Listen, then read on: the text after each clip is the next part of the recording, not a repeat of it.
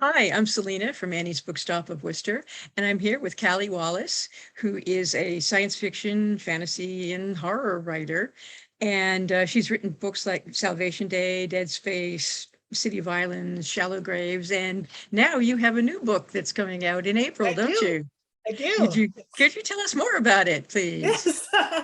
It is let's see, the glare on that is not. This is a beautiful cover, so I want to make sure to show it off. It is It is gorgeous. Hunters of the Lost City, which is a middle grade fantasy adventure story. So it's for readers about 8 to 12 years old, which is such a fun age range for readers and also to write for. And it is the story of a girl who grows up in what she believes is the very last town in the world, the only town to have survived a terrible magical war that happened in the previous generation.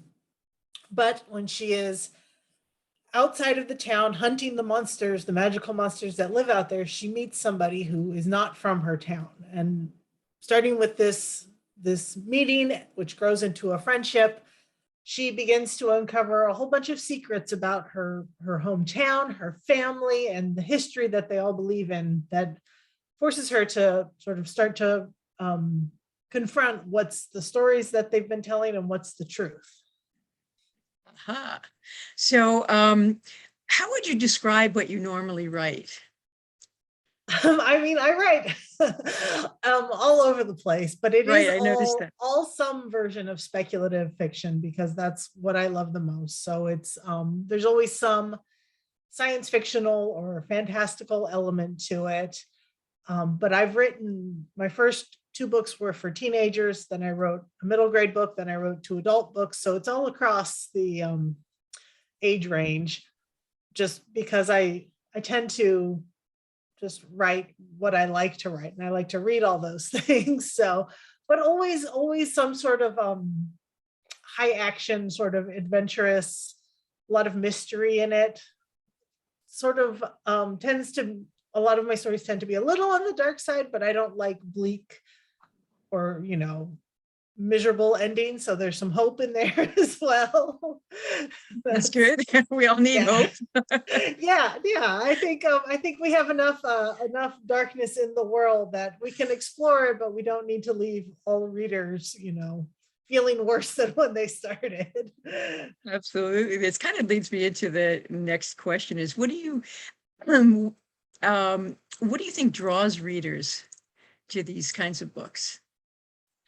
I think it's a lot of things, and I think if you ask 10 readers, you would probably get 20 answers. But one thing I think is that I think people of all ages, and it's something that's encouraged when we're kids, but we sort of lose, like want to be imaginative, want to imagine worlds full of possibilities and different futures or different realities or different, just like dynamics between people, families, like cultures. And so I think that fiction that explores this stuff that's sort of outside of our everyday existence is draws people in just because it's showing them something that engages their mind and wants encourages them to think about all different possibilities. I think I do think escapism is part of it, but I don't like a lot of people use escapism sort of as a bad word. I don't think it's a bad thing at all. I think it is a good thing, a healthy thing to be able to set yourself and your own worries and all the overwhelming stress of daily life, which we all know very well, to set it aside and to let yourself, have this emotional engagement with something that is not real, but still has a very real impact on you. And I think science fiction, fantasy stories, and horror stories, where you're having vicarious scares, you're not in any danger, but the characters are. All of that, I think, lets us sort of expand our emotions in a way that's safe and like trying to think of what the word like lets us like experience a range of things that maybe like the grind of daily life doesn't allow. And I think that's good for us. I think it's good for individuals and good for like a community as a whole. Mm-hmm. Yeah, I think you're absolutely right there. Next question is, what was the inspiration for City Hunters on the Lost City? Yeah, no, this is it's sort of a long story in time, although it doesn't take long to tell, but it's a very old idea that I had way back when I was in college in about, I'd say probably about the year 2000.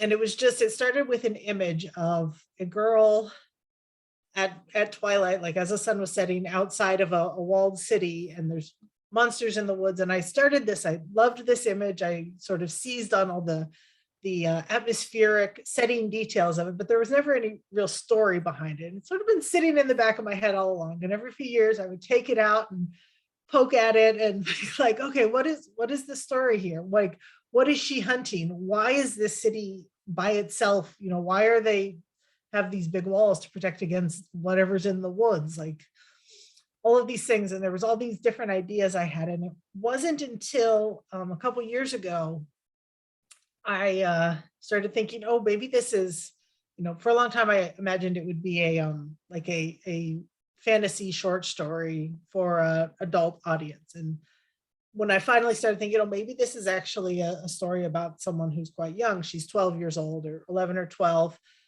And that sort of helped click into place. Like, oh no, this is a story about someone at that age, that just preteen age, when people are starting to like look into the world to try to understand the world outside their immediate family and immediate home. And that's one thing that's so much fun about writing about middle grade characters, and also talking to middle grade readers, is that this is the point where they realize like the world is big and adults have been lying to us about it all along, which is true on many levels. Everyone knows that, just even, basic things like, does Santa Claus exist? Or big things like, how does democracy work? There's a lot of things that you learn right when you're getting into that middle school age. And so once I realized that that was the kind of story that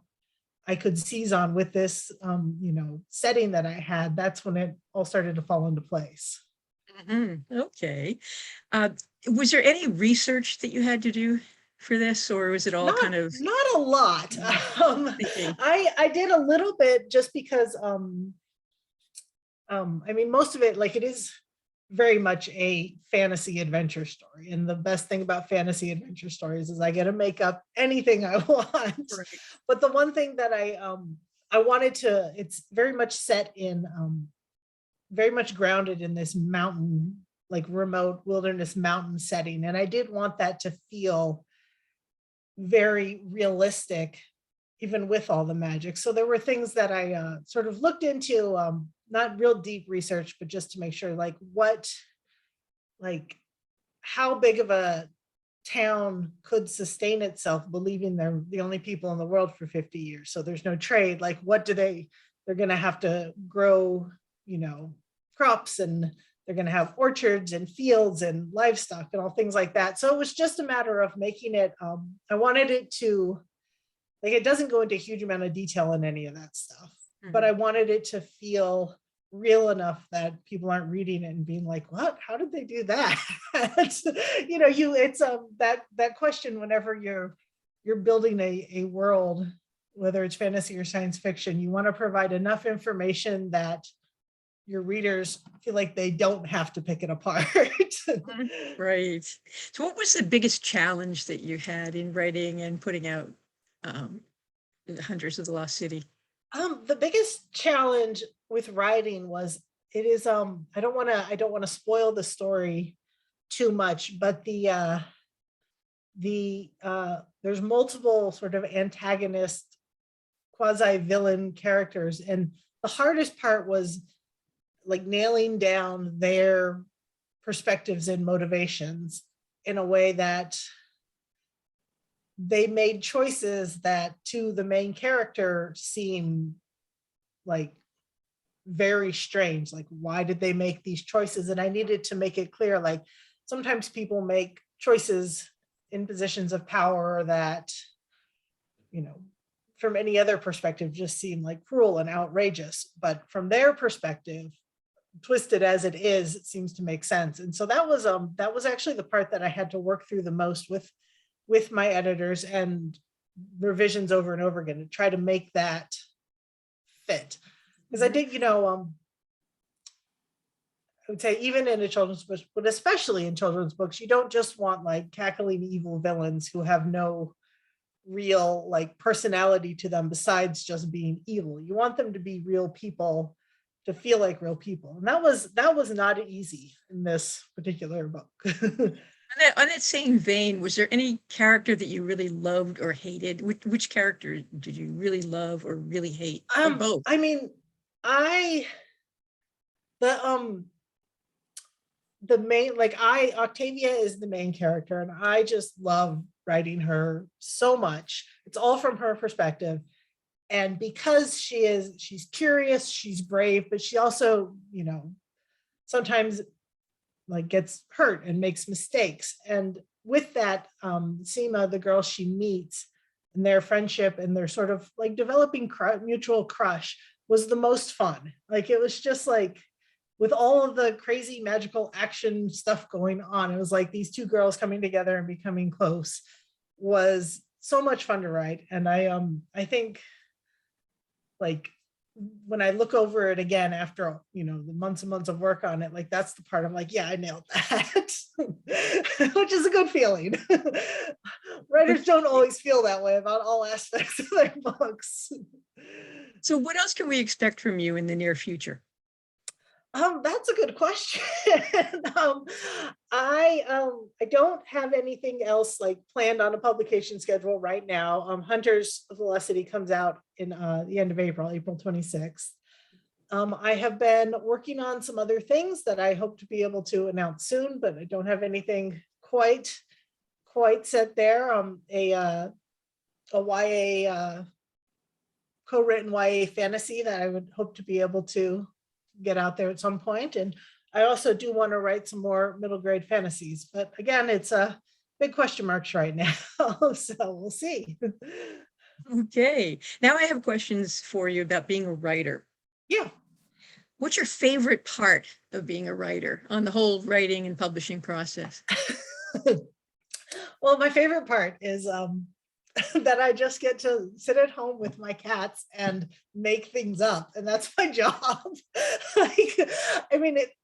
I'm saying that flippantly, but actually it's true. Like, I love that part that it's, I've always written. I've been writing since I was, I don't know, 7 or 8 years old. It's so long ago that I don't even remember when it started. And it is the most fun in the world to be able to do that just constantly in different ways.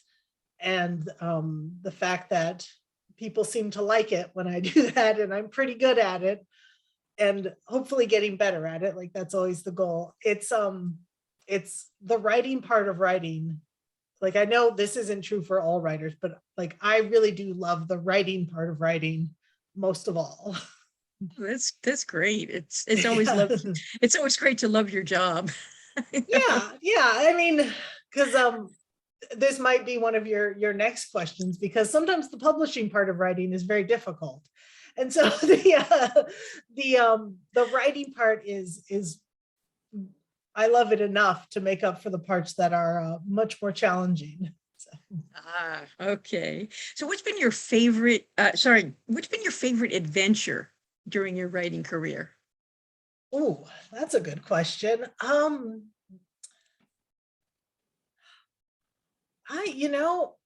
It's mostly like, I would say there's because most of our writing career is, again, like I said, sitting at home with my cats at my computer. But I will say the other thing that getting into a writing career does is introduces you to tons of people all over the world. And I have just loved that chance to meet these people and sort of get to know them over time. And every time,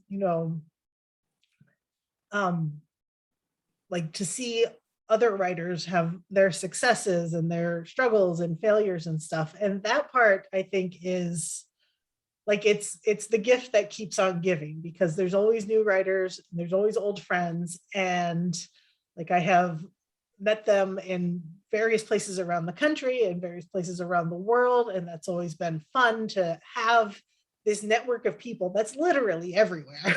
Like it's everywhere because there are people who write and love to share their stories everywhere. And I think like whenever I get a little bit like tired of the drudgery and get down, I remind myself like, no, this is, you know, this is a big world, and it's really a joy to be part of it.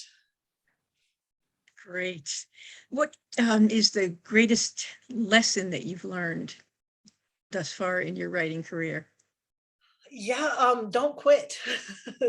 Don't give up. Good And one. Yeah. that's it's the simplest lesson, but also one of the hardest, because um it is, and I think this is probably true not just for writers, but for any creative, like professional person who wants to do something that, you know, is very creative and very personal, and to take it into a professional realm, which is very businesslike and very impersonal, is that you really have to just keep trying at it, because there's going to be never ending obstacles. There's never a point in a writing career, except for like maybe literally like 4 writers in the world, where you don't have to worry about keep Mhm. working at it. And and you know, the vast majority of people will never reach that point, and probably like, you know, are okay with that. Like not everybody wants to be like Stephen King or Brandon Sanderson, you know, that's not why everybody's here. But I think the trick is that there's always going to be setbacks, and you just have to keep trying the new thing. And I think on a day-to-day, like workday to workday basis, what that means is always be looking forward to the thing that you're writing now, to finishing it, to doing the next thing, and not to get hung up on like the things in the past that didn't quite work out. Because there's always going to be those things in the past that didn't work out. And if you are just, you know, obsessing over those and focusing on the failures, you're not going to be putting your effort into the next thing, which might be the one that is successful. So Mhm. yeah, I'd say Great. don't quit, and always be working on, always be writing your next thing. Okay, that was my next question, was kind of similar. Is, what piece of advice would you want to share with other writers? Yeah, I would say it is that, always be writing your next thing, but also the big one, which for me, this was when I like sort of finally learned to internalize this. And this was when I was attending the Clarion Writers Workshop at UC San Diego. It's a workshop for science fiction, fantasy writers who are sort of beginning their careers. Was that it's the idea of the writer Anne Lawant calls them the shitty first draft. The idea that getting anything down and finishing it, however terrible it is better than the blank page. And I think that in the most practical sense was the best advice that I ever like had somebody give me, and then finally learned to internalize. Because for a long time I felt like, oh, I couldn't finish anything because it was never going to be perfect. And of course it's not going to be perfect. Like that makes sense in retrospect, but it's like, oh no, if I just could make it better, I could finish it. It's like, no, finish something, finish a terrible draft. Nobody has to see it. And then you can edit it to make it better. And I think that is like Mhm. the number one obstacle that every writer has to get over, is you have to get over the idea that you're going to be able to create something perfect and amazing on the first try, and then suddenly writing will be easy and instinctive. That might happen like once or twice in your entire life, but for the most part, you're going to create something that has seeds of goodness in it, even though it's a mess, and you're going to work on making it better. And once you accept that as part of just the way it works, I feel like it's so much easier to charge forward and to take risks and to try new things and to, you know, make bigger and stranger stories than you ever imagined, because you are not clinging to this idea that it has to be right on the first try. Good advice. Good advice. Now, are there any clubs, groups, or organizations that have helped you that you would recommend to other? I mean, I mentioned the Clarion Workshop, which I think due to the pandemic has been in a sort of strange virtual mode for a few years, as these things often are. But that like it was it's we spent 6 weeks with a group of I think 18 writers with several different instructors over the weeks, and it literally changed my life, not just in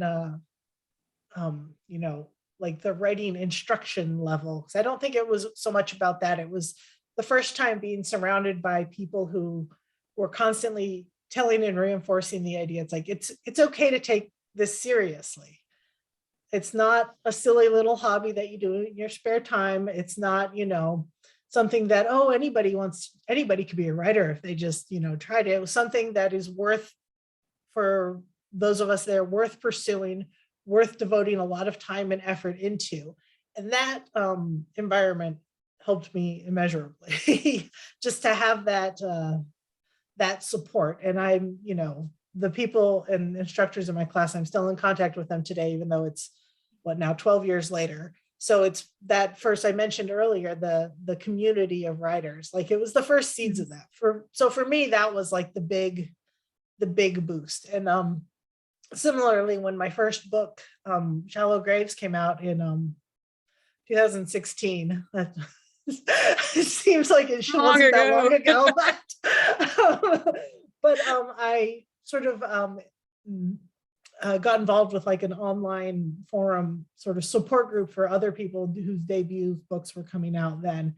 And it was that same thing, where this community of people going through the same wild, confusing time, because launching a book is a very confusing time.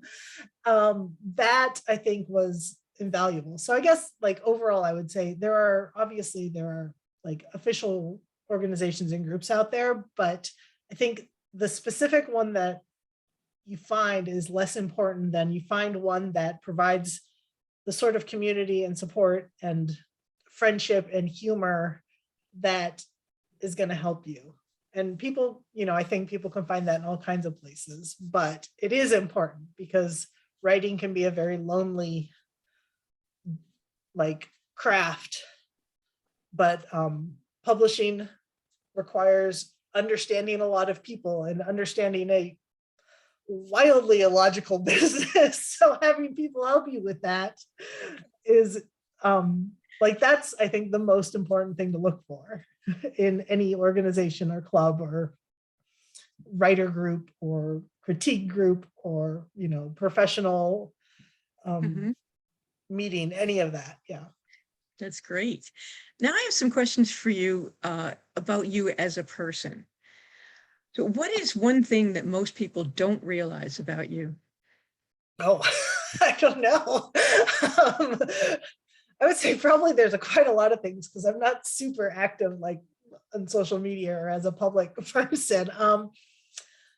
This isn't really a secret, but I feel like it's the thing that people, because it's in my bio, but the thing that people are always like surprised by. But I did used to be a scientist rather than a writer. And I have a PhD in geophysics, and I studied earthquakes and mountain building. And I think I never really worked in the field after I finished graduate school, just for, various changing interests, personal reasons, the 2007 global recession, lots of reasons. But I do think it is, it is one of those things where I think, and this is especially true when I talk to young people, I think adults maybe not so much, but when I talk to teens and tweens, I always want to make sure that they know that it's okay to change your mind about what you're interested in and what you want to be when you grow up.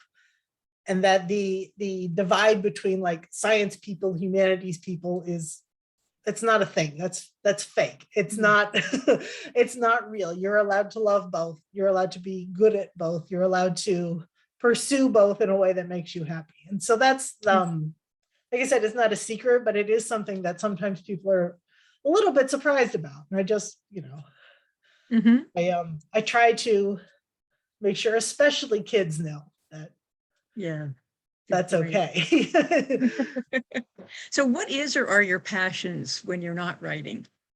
Oh, I love, I mean, I especially since I recently, about a year ago, moved to Oregon from Southern California, and I loved Southern California for the beautiful weather and you know big diverse culture and everything. But I love being in Oregon, particularly because I love to just spend time outside in the woods, which sounds like a very silly way to phrase a hobby, but it is like outdoors, hiking, going to gardens, parks, spending time outdoors, camping, all that stuff is something I have done my entire life and still love and never want to give up. And um, so that I would say is a big thing. And it's something I try to do when it's not pouring rain, which in winter in Oregon is not that often, but sometimes even when it is pouring rain, try to get outside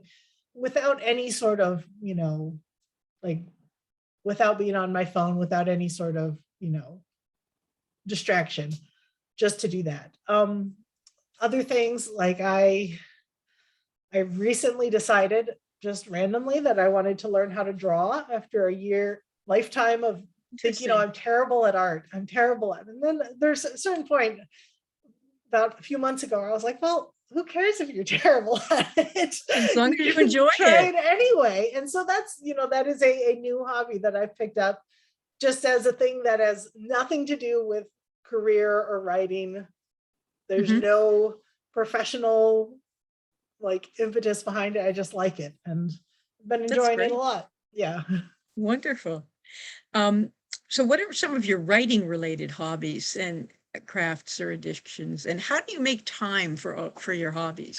Well, that's two different questions. I mean, I would say the Yes. primary writing related hobby is just reading. Like reading is one of my main hobbies and I love it. And it was very hard to do for a while. Like during the worst of the pandemic, with just because of the stress, it was hard to focus on Right. anything. And I've recently been finding my way back into it and just giving myself permission to read things that are just fun that I love. And that has been like, it feels good to find that, like to be able to do that thing where, I mean, you work at a bookstore, I'm sure you know this, where you start something and then you sink into a book and you realize like hours later that you just like you're completely in it. And it's such a good feeling. And so that is, the primary thing. Excuse me. Um, as for how I find time, well, that's, I mean, so I am very fortunate and also very have very stubbornly arranged my life this way where like at you know I live by myself with my cats. I don't um writing is right now the only job I have. So I have a lot of freedom to sort of arrange my time to give myself time to do these Mhm. things. It varies a lot. Like if there's a deadline, then I don't have time for anything and I'm literally just writing all the time. But I will say that a couple of things that I did is I think when anybody is a freelancer in any kind of freelance, constantly aware that time you spend not working is, time you spend not doing your job, not, making your money, not building security for the future. And I think it was very hard for me to train myself to accept that even though I'm completely in charge of the time I spend writing, it's still okay to take weekends off. It's still okay to Mhm. not work, 10 hours a day. And I think the thing about writing especially is that I think oftentimes we do it better if we're not working like a full workday at the Mhm. computer. Like there's a whole bunch of other things to do that are related to being an author. But sometimes it is, 3 hours of writing work and then the rest of the day spent doing other things. And it's knowing when to buckle down and actually, hands to the keyboard, right? And when to let your brain sort of take a break from that it is one of the it's not easy to train ourselves to do that. I would say it took me probably a good year of like purposely being like, no, no, no, you can take a day off. You can take an evening off. You can sit and like just watch TV without feeling guilty that you're not reading or you're not, answering emails or not doing that. So I think how I find the time is the short answer is it was I had to train myself to take it. But it was worth it. It's hard. It's hard to It is time hard. management. Yeah. And Time like I said, management is difficult. it would be very different for like if I don't have children, like if somebody had kids or, like elderly family members to take care of, or a day job or multiple day jobs. It's completely different for everybody. And so it's a matter of, looking at your own life, Mhm. like seeing Okay. like where things can give a little to keep you sane. So what does your writing space look like? It is, I'm at it right now. You can see my apartment behind me, but it is literally just an IKEA desk with a computer on it in a corner of my room.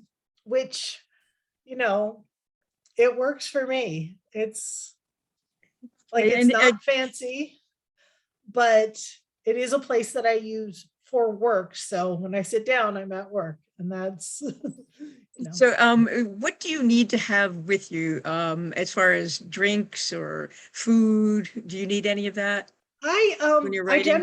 I like to write best in the morning, so I generally will have some coffee with me, and sometimes I'll eat breakfast while I'm doing it. But otherwise, I try not to be too precious about like the requirements. It's more just about comfort and starting the day right. Um, I do. I like to just write at my computer. I like to just have the space, but otherwise it's not like there's not a lot of other stuff. I always have like a paper notebook to write notes down in, and generally for so like for depending on what I'm writing, I'll have notes or I'll have like a map of what I'm working on just to sort of keep things organized in my mind. So do you like to listen to music, or do you need silence when you're writing? I used to, but I don't really anymore. And I don't know why I changed my mind. I think maybe I used to live when I lived in San Diego, I lived in a very noisy apartment. Just it was like right next to the highway. It was a busy street. There were people shouting out, city stuff. And so I always had headphones on and music playing. And it would always be mostly like classical or movie scores, things without words or without lyrics that would distract me. But since I've moved to a much quieter location, I don't really use music anymore. Yeah, it happened almost without me noticing, but yeah. Okay. And a lot of times writers often have furry or feathered or otherwise Yes. non-human companions to help them or hinder them through their work. And you mentioned you have Yes. 2 cats. I do have 2 cats, and I can't introduce you because they're both asleep right now. But I have one of the cats is actually my housemate when I lived in San Diego was young adult author Leah Thomas. And then when we moved to different places, because she was planning to move abroad, I have her cat, who is a chubby calico named Mochi, who is a delightful girl. And then I have the younger one is a fluffy white cat, a boy cat named Link. So, and they're both very good. And honestly, I don't know what people who don't have cats do. Like, what do you? Like, I how do agree. you get through the day without having a cute cat to, I agree with you. I have two. like, and Now, do they help or hinder you with your work? you know, um, I'd say they help. I actually dedicated my book Dead Space to them. So I think they definitely help. I can talk things through with them. They don't really give much feedback. So I just have two more questions for you. Sure. Where can people find your work aside from Annie's Bookstop of Worcester, of course? And now in Um, every video, I always plug Annie's and I say yes, that. no, absolutely. I would say you can find my books anywhere books are sold, but by anywhere books are sold, I mean absolutely support your local independent bookstore, because I like I love indie local bookstores as a reader, but since I became a writer, I just realized, like, I think most readers, most customers don't realize like how important indie bookstores and small local boutique bookstores are to writers. It is the most important part of our ecosystem to have that. So absolutely, anywhere, you know, anywhere you can buy books, you should. Hunter's beautiful cover again is not out yet, but it can be pre-ordered now. And if I also have a lot of the sort of short fiction and various like pop culture essays I've written. It's all on my website, which is just my name, calliewallace.com. Um, and that's sort of where I keep it up to date with where everything can be, links and information. So. Mhm. And that was my next question is, how can we follow your work and share your awesomeness? I'd say the website is a good place. I have a newsletter, Substack, which is also, again, just my name, Callie Wallace, Substack. I don't use Twitter because I don't like it, but I do post a lot of cat pictures on Instagram. And this is how I do author social media. And it's KALIPHYTE. And again, those are linked from my website if people, are interested. I don't, the newsletter is like maybe once a month, not even that, and tends to not be very intrusive. So I'm sure that people who are reading your books are interested. So right, yes, yeah. And it just, I know sometimes you sign up for a newsletter and suddenly you're bombarded with like buy links every week. It's like, no, I don't do that. First of all, that's way too much effort.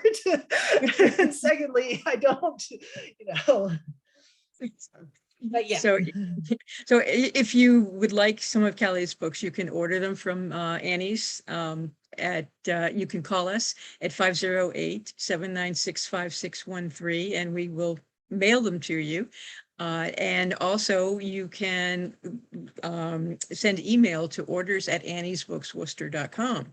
So that's one way you can get Callie's books. Yes, do that. Do that. Right. So anyway, thank you so much for Thank joining me you. Thanks today. for reaching out. It was great. We had a great time. And Yes. if you ever get to the Boston area, we hope you'll stop I by. hope I will get back there sometime soon. I love visiting New England and hope to be back. So Great. Well, thank you very much then. thank you. Bye. Bye.